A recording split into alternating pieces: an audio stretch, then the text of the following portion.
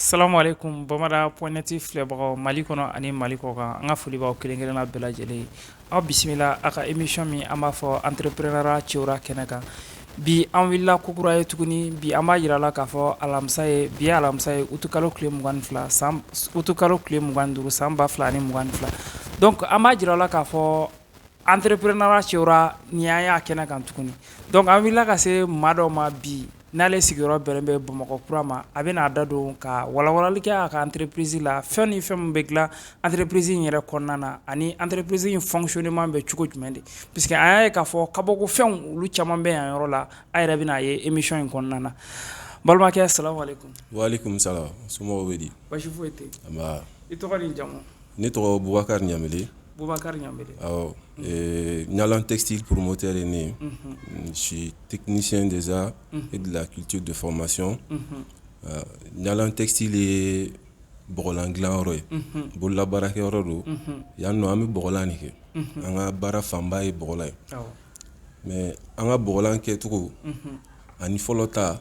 danfara dɔɔni b'o la parce que an ye bɔgɔlan ta ka adapter anw tile la.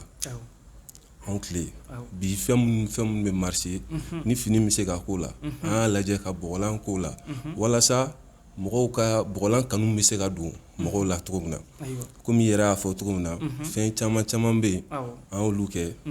ko kɔnɔna la an bɛna yirali dɔw kɛ. Ok basi foyi tɛ n balimakɛ donc a yɛrɛ k'a fɔ an ni ɲala textile mɔgɔw de bɛ ɲɔgɔn na nin wagati in na donc sisan ɲala textile yɛrɛ an bɛ fɛ ka dɔn ɲala textile yɛrɛ bɛ Mali kɔnɔ an bɛ don min na i ko bi a bɛ san joli bɔ.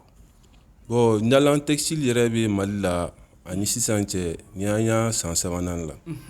ni an y'a san 3nan la parce que komi i b'a dɔn kɛnyɛrɛye baara o ye fɛn min ye an fɛ yan nɔ ko nɔgɔn tɛ n'i tilara kalan na n'i ko k'i bɛ n'i sigi i yɛrɛ i tɛ faamaden i somɔgɔw tɛ faamaya la ko min don a ko man nɔgɔn sinon a hakilina in bɛ yen a bɛ san caman bɔ mais ka se ka a yɔrɔ yɛrɛ dayɛlɛn tan ka sigi o ni kɛ ni sisan cɛ o de ye san 3 ye. Ayiwa a y'a ye k'a fɔ ɲala textile kɔni à peu près san 3 expérience b'u la ka ban u ka baara in kɔnɔna na donc o b'a yira k'a fɔ baara in a ma daminɛ bi ko tɛ wa dɔnniya min b'u la fana a ma waleya bi donc ɲala textile mɔgɔw ɲala textile yɛrɛ a idéologie nana anw na cogo di parce que fɛn bɛ yen i tɛ sigi ka miiri k'a fɔ i bɛ fɛn créer ten i kunfɛ bɔgɔlan dilan yɛrɛ mun y'a kanu dɔ ye la. I ko ɲininkali diyara n ye bon bɔgɔlan dilan ye fɛn min ye ne ye bɔgɔlan dilan sɔrɔ so ye ne ye bɔgɔlan dilan sɔrɔ n fanicinin de fɛ ne y'ale ye mais yan'o cɛ o y'a sɔrɔ ne yɛrɛ n bɛ bololabaara fila dama ka di n ye quoi n kun bɛ se dessin na n ye n fanicinin de ye k'a kɛ yɔrɔnin kelen a baara diyara n ye parce que ni bɔgɔlan ye anw yɛrɛ de bɔgɔlan c'est notre identité ni ko i bɛ maliyɛn dɔn dɔrɔn u bɔgɔlan de bon o bɛɛ de y'a diya n y'a ye fɛn min don nin bɛ an ka maakɔrɔw ye fɛn min to anw ye o fɛn nin ye nin a na diya ne ye o kɔnɔna la n wulila ka taa kalan kɛ INA la. Donc e ta tɛ kunfɛ baara yɛrɛ i y'a kalan yɛrɛ fana kɛ. Ne ta tɛ kunfɛ baara ne y'a kalan yɛrɛ de kɛ n y'a sɔrɔ mun na o fana y'a kalan de kɛ o de ye sira don n kɔrɔ n taara INA la ne fana taara kalan kɛ depuis n bɛ école-denya la n bɛ INA la n y'a kanu ni ne tilara ne bɛna taa mun kɛ c'est généralement ni an ka mɔgɔw tilara INA la caman bɛ taa kɛ enseignants ye ou bien u bɛ taa peinture kɛ ne bɛ peinture kɛ i bɛ peinture fana kɛ n bɛ se peinture la mais ne ye a lajɛ peinture o t'anw ta ye i sera peinture la cogo o cogo peinture ye tubabuw ta ye i sera a la cogo o cogo wa i tɛna se ka tɛmɛ tubabuw la parce que olu ta de don olu de y'a dilan mais bɔgɔlan o ye anw ta de ye tubabuw ye bɔgɔlan dege cogo o cogo a b'anw kɔ a tɛ se ka a tɛ se voilà a y'a dege cogo o cogo ka s'a la a tɛ se ka tɛmɛ maliyɛn denw kan. An ye faamu sɔrɔ o fana na donc o bɔlen kɔ a la bɔgɔlan yɛrɛ n'i m'a min ko i bɛ bɔgɔlan dilan fɛn jumɛn ni fɛn jumɛn kan ka fara ɲɔgɔn kan walasa ka se ka bɔgɔlan dilan. Bon n'i ko k'i bɛ bɔgɔlan kɛ bɔgɔlan bɛ fɛn base yɛrɛ belebeleba ye fɛn 3 ye o ye fini o ni bɔgɔ o ni galama fini jumɛn don bɔgɔlan bɛ kɛ coton fini de kan fini mun gɛrɛ coton bɔgɔlan bɛ k'o de kan n'a fɔra bɔgɔ jumɛn bɛ k'a la bɔgɔ min bɛ k'a la o ye babɔgɔ ye mais babɔgɔ dɔrɔn tɛ babɔgɔ kelen an bɛ babɔgɔ de utiliser a la mais c'est pas dire que ko babɔgɔ dɔrɔn b'a kɛ dɛ mais bɔgɔ mun fana b'a kɛ hali babɔgɔ fan bɛɛ t'a kɛ a bɔgɔ bɛ a dan ma de o ye bɔgɔ qualité na sugu jumɛn ale bɔgɔ techniquement u b'a fɔ ale bɔgɔ fer de ka ca yeah an bɛ fer kelen min na awɔ ale fer de ka ca n'i y'ale bɔgɔ a finnen don yeah ani bɔgɔ tɔw danfara y'o de ye a bɔgɔ bɛ kodɔn ɲɛfɛ cogo min na o de fiɲa ale finnen don ka tɛmɛ bɔgɔ tɔw kan o mana bɔ yen yiri n'o ye galama ye yiri dɔ tɔgɔ ye ko galama ale ye yiri kɔrɔba de ye Mali la Maliyɛn bɛɛ b'a dɔn an bɛɛ denmisɛnninya la an bɛɛ ye galama ji min donc a bɛ sɔrɔ Mali fan bɛɛ galama bɛ sɔrɔ Mali fan caman mais a tɛ sɔrɔ fan bɛɛ misaliya a bɛ sɔrɔ yɔrɔ jumɛn ni yɔrɔ jumɛn bon galama bɛ sɔrɔ Segu mara fan bɛɛ fɛ a bɛ sɔrɔ Bamakɔ yan a bɛ sɔrɔ ka taa Sibi yanfan ninnu fɛ galama bɛ sɔrɔ olu yɔrɔ bɛɛ la mais nord yanfan ninnu na a sɔrɔli ka suma yen nɔ pour que n'a fɔ k'a tɛ sɔrɔ Kayi fɛnɛ yɔrɔ dɔw bɛ yen Kayi yɔrɔ dɔw la a bɛ sɔrɔ mais Kayi yɔrɔ dɔw fɛnɛ bɛ yen galama sɔrɔli bɛ gɛlɛya ye ayiwa an ye faamu fana sɔrɔ o fana na sisan bɔgɔlan n'i ma ɲɛ i ye bɔgɔlan ko i b'i lancer nin fɛn sugu ninnu na il faut que a dɔnniya dɔw ka sɔrɔ i bolo a dɔnniya sɔrɔlen bɔ a kɔ a ka nin idéologie a sera k'a lawaleya cogo jumɛn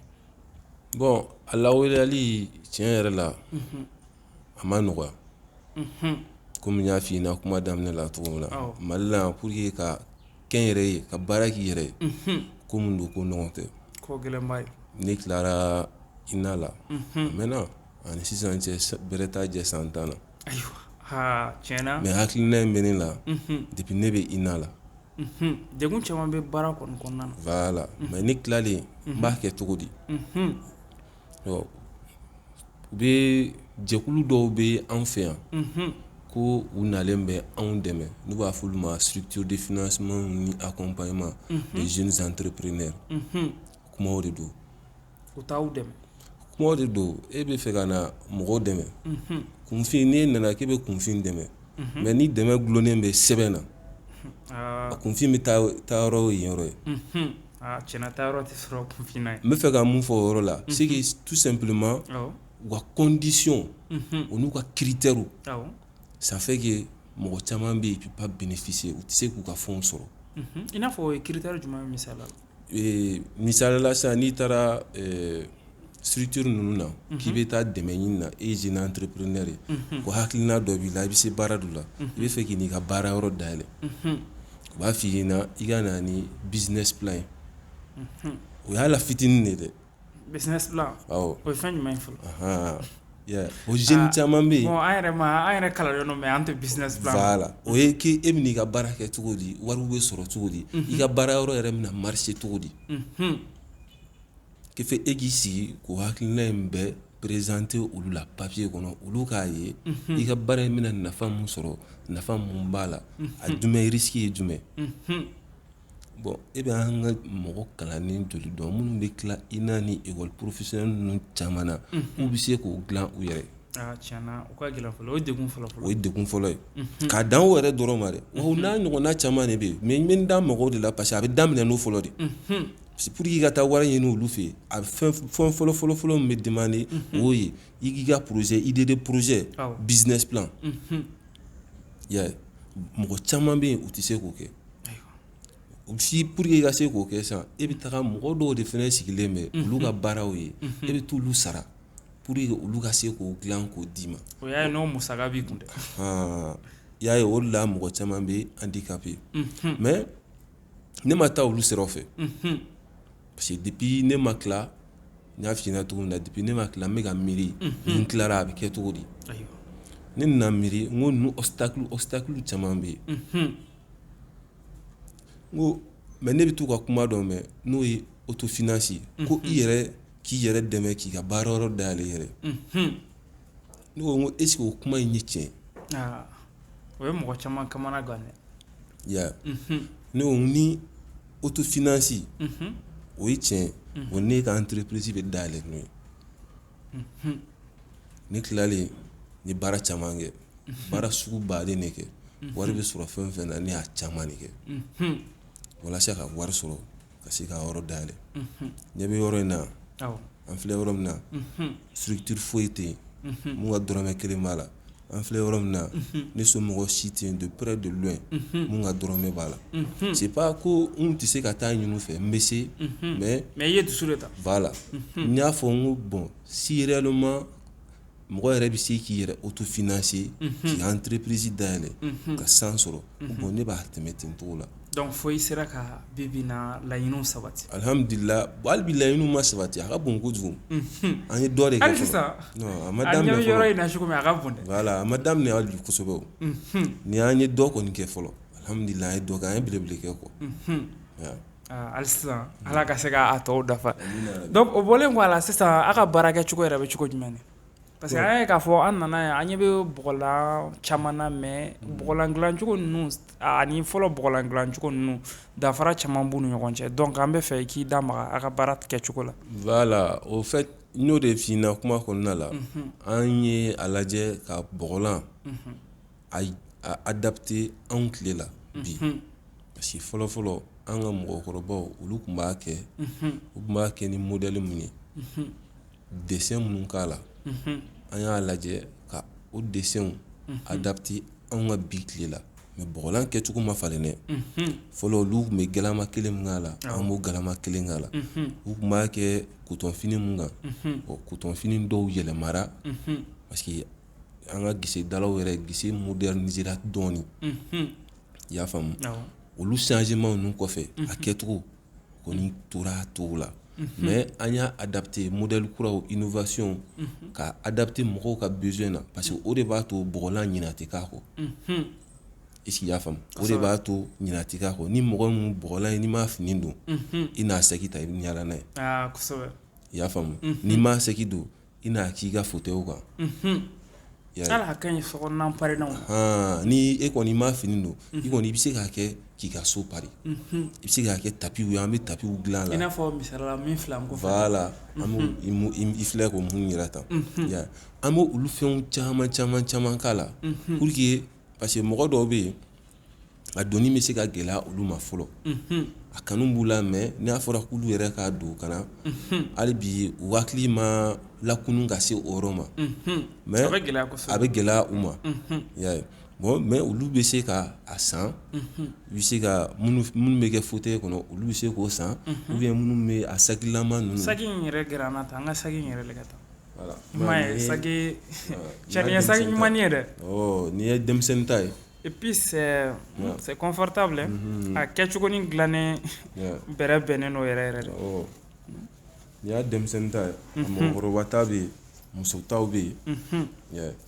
a modèle caman non danfara foyi t'a ni usine kɔnɔ saki dilannen ninnu ni ɲɔgɔn cɛ nin dilanna bolo la walima cogo di nin dilanna an yɛrɛ fɛ yan nɔ mansin na aw yɛrɛ bɛ nin dilan a cɛ nin ye ne fɔlɔ ye ka saki ɲuman ye tan dɛ oui i ma mansinw sigilen yan o mansin bɛ faamuya an ɲɛ bɛ mansin na hali sisan misalila n'aw bɛ nin dilan sisan a bɛ temps joli ta bon nin dilanni na bon nin dilanni ye processus tissu bɛ a la après saki yɛrɛ fana dilanni bɛ yen n'i ko ko olu o bɛ temps dɔɔni ta c'est tissu dilan tissu dilanni peut-être 3 jours ni yɛrɛ kalali tile kelen tɛ k'o la quoi tile 4 tile 5 baara quoi donc a composition yɛrɛ ye bɔgɔlan tissu bɔgɔlan o ni accessoire ninnu voilà sinon a bɛɛ o ni sport min bɛ don kɔnɔna la voilà pour que ka se ka protéger olu dɔrɔn de ye sinon a tɔ bɛɛ ye bɔgɔlan de saki bɔlen kɔ a la a bɛ fɛn wɛrɛ jumɛn dilan saki bɔlen kɔ a la an bɛ comme sisan an ka denmisɛnninw t-shirt ka d'u ye an b'a ye u bɛ américains ka ni nanzaraw ka t-shirts san tɔgɔw sɛbɛnnen b'u la ka taa kɛ mansin na an b'a yir'u la o bɛ se k'a kɛ bɔgɔlan na fɛ la ni umu tɔgɔ yɛrɛ sɛbɛnnen nin kan oui nin bɛ se ka kɛ bɔgɔlan na nin ye bɔgɔlan yɛrɛ yɛrɛ de. nin bɛ se ka k'an fɛ Mali la. nin bɛ k'an fɛ Mali la fɛn bɛ kɛ mun ka jugu ni nin bɛɛ. nin yɛrɛ y'aw bolo nɔ ye. nin y'anw yɛrɛ bolo nɔ ye. Allahu akbar. Yeah. tiɲɛna ɲana textile. Yeah. mɔgɔ bɛ se ka jigi da aw kan finiko la. Voilà. n bɛ olu t-shirt kɔni an bɛ modèle baden de kɛ olu la. hali ni mɔgɔ y'a commandé aw fɛ aw bɛ se k'a dilan ka kɛ nin cogo la. an bɛ se ka dilan ka kɛ nin cogo la. k'a tigi yɛrɛ tɔgɔ sɛbɛn a kan tan. i tɔgɔ bɛ sɛbɛn a kan i ka baarayɔrɔ tɔgɔ bɛ se ka sɛbɛn a kan. mais olu bɛɛ bɛ se ka kɛ. oui. nin fana ye t-shirt modèle nasugu yɛrɛ ye. modèle nasugu yɛrɛ. olu modèle sugu baden bɛ yen. o bɔlen kɔ a la i ko a bɛ veste fana dilan. an bɛ veste fana dilan. ka veste dilan k'a kɛ i n'a fɔ tubabula veste yɛrɛ. a ka ɲi n'o yɛrɛ kana ani tubabula veste tɛ da o. parce que ɲɛgɛn min fini min kɛlen ɲɛgɛn min bɛ fini ninnu kan o t'olu fɛn o. kosɛbɛ. o bɛ danfara kɛrɛ o. a kalacogo ye kelen mais anw ta ka ɲi n'u ta ye. n'i y'a don i yɛrɛ b'a dɔn. a tɛ fara joona fana. a tɛ fara. a tɛ fara a kalacogo ka ɲi a cɛ ka ɲi. misalila bɔgɔlan est ce que a bɛ se ka ko. bɔgɔlan bɛ ko. o kuma yɛrɛ diyara au fait ɲɛ bɛ kuma caman bɛ fɔ bɔgɔlan yɛrɛ yɛrɛ ma. n bɛna misaliya dɔɔni d'i ma walasa i ni an filɛbagaw bɛ se k'a faamu cogo min na. bɔgɔlan filɛ nin fɛn o fɛn bɔgɔlan tɛ fɛn o fɛn n'i y'a san minɛcogo de b'a la a kɛcogo de bɛ yen. bon n'i y'o suit a minɛcogo n'a kɛcogo ninnu suit o b'a to a fɛn bɛ mɛn. e filɛ ka nin micro min filɛ nin jɔlen ne da la micro in santɔ notice bɛ yen nɔ a kan ka minɛ cogo di mun man ɲi a ma mun ka ɲi a ma est ce que n'i y'a bila ka bin olu ka ɲi a ma wa n'i y'a bila ka bin ji la olu ka ɲi a ma wa olu man ɲi a ma n'i y'a kura san n'i y'a bila ka bin ji la i b'a fɔ ko micro tigi man ɲi a ye micro sanna mɔgɔw bolo k'a ka fɛn dilannen man ɲi ka sɔrɔ a ka fɛn ka ɲi o e de m'a matarafa u b'a fɔ ko bɔgɔlan ɲɛ bɛ jɛ joona bɔgɔlan ɲɛ tɛ jɛ joona n'i ye bɔgɔlan san bɔgɔlan dilanna yɛrɛ yɛrɛ ma a b'a f'i ɲɛna bɔgɔlan bɛ minɛ cogo min na n'i y'a kɛ ten i bɛ san kɛ i b'a don n'a ɲɛ jɛra i bɛ na n'a ye ne b'a lasigi i b'i ka wari lasigi ma walayi wa n'i ye o sariya ninnu sɔsɔ ni ne ye fini minɛ n bolo la ne b'a dɔn bɔgɔlan ye fɛn dɔ ye a bɛ dilan ni fɛn naturel dɔrɔn de produit chimique foyi t'a la a tɛ ko ni savon agressif ye a lajɛ an balakaw u b'u ka bazɛn san bazɛn kelen kelen u t'a don gala la u b'o minɛ cogo di. tiɲɛna bazɛn dɔw i b'a ye k'a fɔ u b'a bɔ ka da tile kɔrɔ a tɛ ko wa hali n'u bɛna ko don min na u yɛrɛ bɛ na ka jinin ta k'a ko teliya la ka ɲa ka gɛrɛgɛrɛ ka ɲa a tɛ daji ka mɛn o dun dilanna ni produit chimique de bazɛn bɛ dilan ni produit chimique de k'a daminɛ fo a laban mais o mun dilanna produit chimique la o bɛ bɔn ko kuma bɛ produit naturel ma mais u b'o minɛ ka ɲa u bɛ san ni san kɛ e yɛrɛ ma bɔ k'a fɔ u b'a gulon a tɛ ko mais n'i ye bɔgɔlan d'u ma u b'a don parce que valeur de t'a la u bolo quoi u b'a don sisan u bɛna fili ji la omo mugu bɛ bɔn a sanfɛ eau de javel bɛ k'a sanfɛ e n'ala cɛ o bɛ kɛ fini jumɛn na a bɛ déteint joona o tɛ diyagoya a b'a minɛ cogo de bolo fɛn tɛ mɛn ni bɔgɔlan ye wa fɛn man ɲi hadamaden ma ni bɔgɔlan ye n bɛ ka mun f'i ɲɛna coton yɛrɛ de bɛ kɛ ka bɔgɔlan dilan galama ye yiri de yiri min don yiri in ka ɲi hadamaden ma fura de don anw fɛ yan n'i ye furabɔlaw ɲininka bɛɛ bɛ galama dɔn hali n'i tɛ furabɔla bɛɛ bɛ galama dɔn k'i ko a la k'a min a ka ɲi hadamaden ma i sigi y'a faamu bon ba bɔgɔ filɛ nin ye a ka ɲi hadamaden ma ani mɔgɔ farisogo ka contact a ka ɲi ma n'i bɛ fɛ i fari ka nugu ba bɔgɔ kelen filɛ i b'a mun la ka kɛ masque ye minnu bɛ ɲɛda labɛnw kɛ u b'a dɔn. nin ye fayida ditɔ ye an ka abonnés ma dɛ. voilà u b'a dɔn. kosɛbɛ. bon c'est juste pour que k'a f'i ɲɛna bɔgɔlan yɛrɛ bɛ kɛ ni fɛn o fɛn ye ninnu fɛn ninnu bɛɛ de ka ɲi hadamaden farisogo ma. kosɛbɛ. ka bɔgɔlan fini don i la a ka ɲi hadamaden ma kojugu. kojugu. ayiwa an ye faamu sɔrɔ o fana na o bɔlen kɔ a la sisan an bɛ fɛ k'a dɔn sisan i ni cakɛda in na i ni mɔgɔ joli bɛ baara kɛ. bon cakɛda in na yan nɔ ni mɔgɔ min bɛ baara kɛ a bɛ taa mɔgɔ 10 na. olu bɛ e sera k'olu former de walima u kun former kɔrɔ de seri. non mɔgɔ fɛn fɛn bɛ baara kɛ yan ne y'u bɛɛ former de. wa an ka base ba yɛrɛ y'o de ye an bɛ mɔgɔw former mɔgɔw dege bɔgɔlan na parce que an bɛ fɛ hali bi dɔnniya in ka cari ni a kana sa ici an ne y'u dege de daminɛra mɔgɔ dama damani an y'u dege du y'a kanu nana don u la u nana se u tɔɲɔgɔn fɛnɛ tɔw y'u ye a la olu fɛnɛ y'a ye nafa bɛ fɛn in na ja fɛnɛ gɛrɛnna u degera dɔɔni dɔɔni voilà fo bɛɛ tɛgɛ kana jɛ sisan bɛɛ kelen kelen sisan bɛɛ bɛ se ka taa baara k'u yɛrɛ ayiwa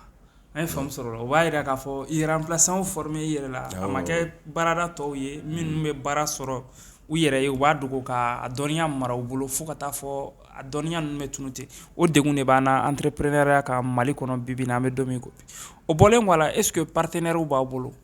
minnu bɛ kɔ kan a ka bɔgɔlanw bɛ bɔ kɔ kan. bon tiɲɛ yɛrɛ la anw ka objectif ye kɔfɛla de ça fait mal hein mi ka kuma ni ye tiɲɛ la ça fait mal de le dire mais o ye réalité parce que yan nɔ mɔgɔw tɛ valeur kɛ an ka baara la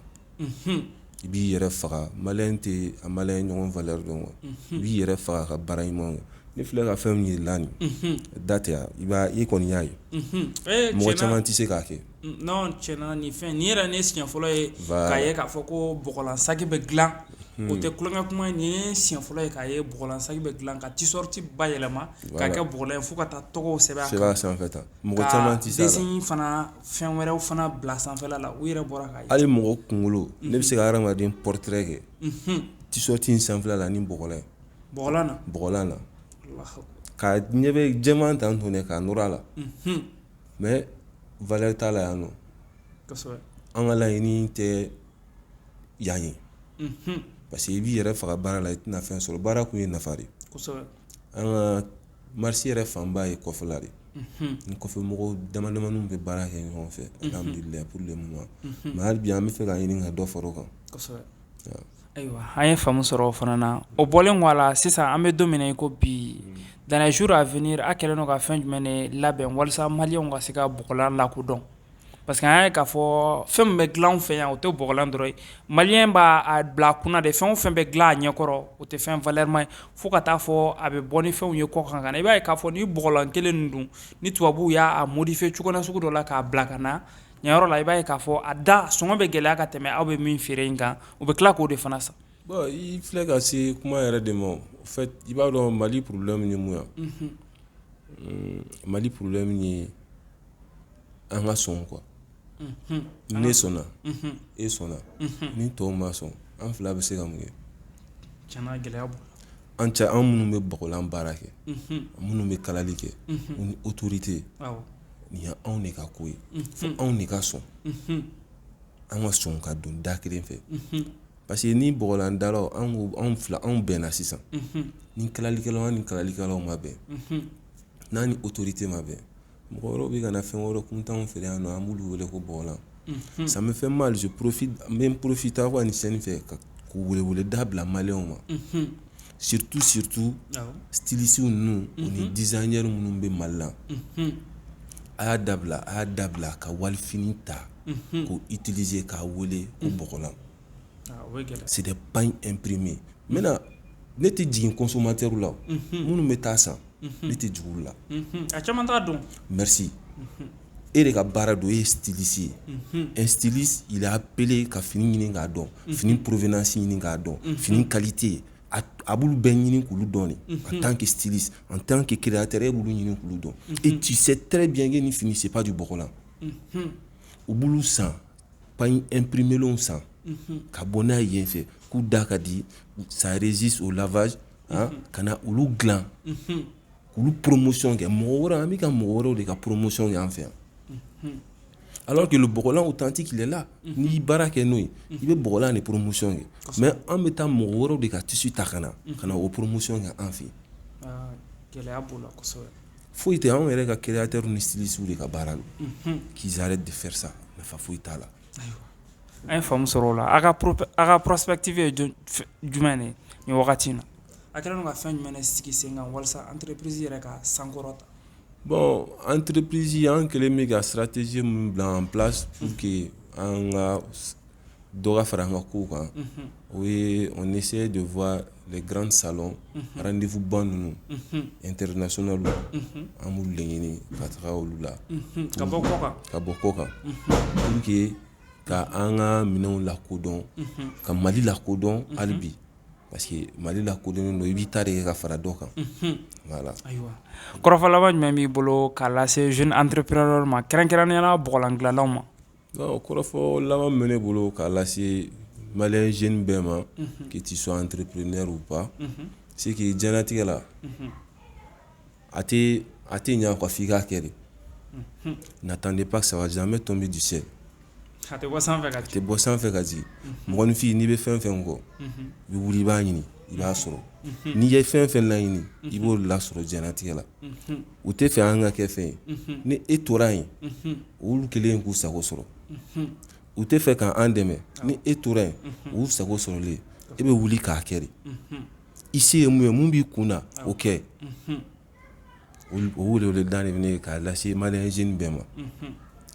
Ayiwa i ni ce ka jaabiw la an ye k'a fɔ nin wagati in kɔni na min ye bɔgɔlan dilanna kɔni Ɲala textile mɔgɔw an n'olu de bɛ ɲɔgɔn kan est ce que adresse dɔ b'aw bolo min bɛ se k'a to mɔgɔ bɛ se k'a lakodɔn don n'a nataw la? Awɔ adresse b'an bolo. Site b'aw bolo walima? Awɔ adresse b'an bolo, site b'an bolo, numéro de téléphone b'an bolo. Numéro de téléphone ye 70 08 08 17. O ye Orange ye walima Malitel 64 64 34 05. Bon an ka adresse mail ye @gmail.com. O bɔlen wala site internet b'aw bolo? Site internet ye Ɲalan textile.